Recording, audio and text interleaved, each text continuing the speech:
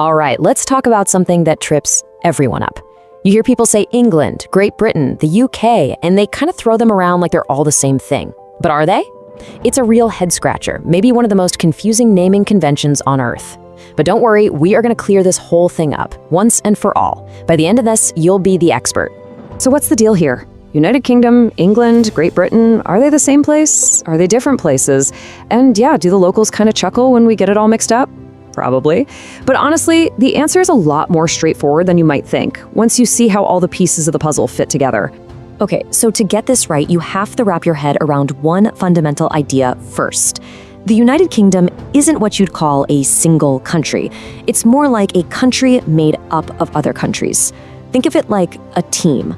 So let's start with the big one, the one everyone knows, England. Now, this is where most of the confusion comes from, and it's pretty understandable. It's the biggest and most populated part of the UK, and it's where you'll find the capital, London. So people often just call the whole thing England, but it's not. It's just the first of 4 parts. Then you head north from England and you find yourself in Scotland, totally its own nation. It's got its own unique legal system, its own parliament for local stuff, and, a very, very proud national identity. And over to the west of England, you've got Wales, another distinct nation within the UK with its own incredibly old language that people still speak today, and a really rich, unique culture all its own. And finally, there's the part that, let's be honest, often gets left out of the conversation, even by people who live in the UK. And that's Northern Ireland. It's the 4th and final nation that makes up the United Kingdom. So there you have it, the 4 nations, the English, the Scottish, the Welsh, and the Northern Irish. And you know what? They don't always see eye to eye. There's a long, long history of some pretty intense rivalries there. But at the end of the day, since none of them have their own passports, they are all, whether they like it or not, British citizens of the United Kingdom. All right, so we've got the 4 countries down, but this is where it gets tricky again, because you also have to think about the map itself. To really clear things up, we've got to separate the idea of a physical chunk of land from the idea of a political country. Geography versus politics. Okay, this is the most important part, so get this straight. Great Britain is a geography word. It's an island. It's just the name for that big landmass that has England, Scotland, and Wales on it. That's it. The United Kingdom, on the other hand, is a political word. That's the actual sovereign state, the country. It includes all the nations on the island of Great Britain, plus Northern Ireland. See the difference? One's just land, the other's a country. And here's a perfect example of what I mean. Look at the island next door, the island of Ireland. That landmass is split politically. It's got Northern Ireland, which we just learned is part of the UK, and it's got the Republic of Ireland, which is a totally separate, independent country. So there you have it, 1 island, 2 different countries.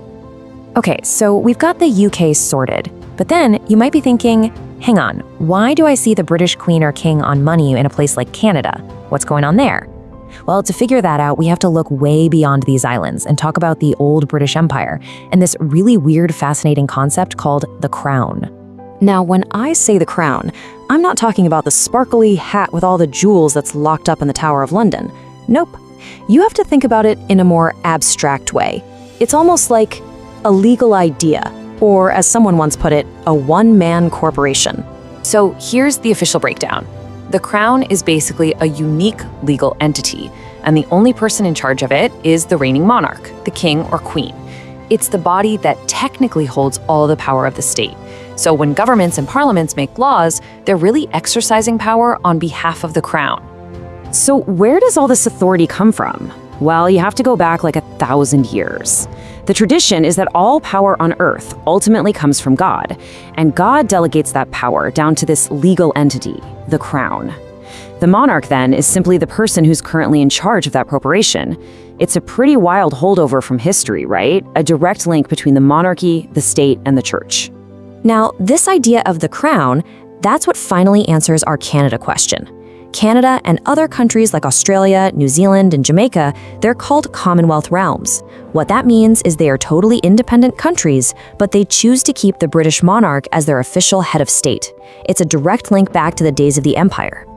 Then you've got another category, the crown dependencies. These are a little different. Places like the Isle of Man or Jersey, they aren't independent countries. They are technically possessions of the crown, and the crown gives them the power to govern themselves. People who live there are British citizens. And last but not least, you have the British Overseas Territories. These are pretty much what's left of the British Empire, places like Gibraltar, Bermuda, and the Falkland Islands. They aren't independent, and they still count on the UK for stuff like national defense. Whew. Okay, that was a lot, I know. We've talked about nations, islands, states, and this whole idea of the crown. So let's put all the pieces together and look at the final picture so it all makes sense. So let's zoom all the way out. The biggest circle in our diagram is geographical. This whole group of islands is generally called the British Isles. It is worth pointing out that the name itself is a little controversial, especially for folks in Ireland, but it's still the most common geographical name for the entire archipelago. And inside that big geographical area, you've got two main islands, two big pieces of land. The bigger one, Great Britain, and the one right next to it, the island of Ireland. Now, let's lay the political map on top of the physical one.